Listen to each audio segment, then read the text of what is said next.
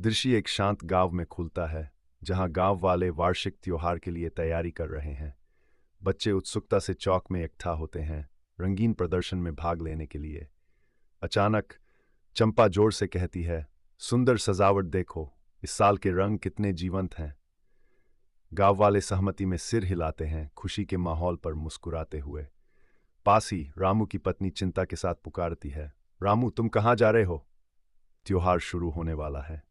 Camera एक दूर के पर्वत को दिखाता है, जहां रामू धीरे धीरे चलते हुए दिखाई देते हैं। त्योहार ऊर्जा से भरा हुआ जारी है, फिर भी एक जल्दबाजी की भावना महसूस होती है। रामू की पत्नी जोर से चिंता करती हैं, ओह नहीं, क्या होगा अगर वह समय पर वापस नहीं लौटता?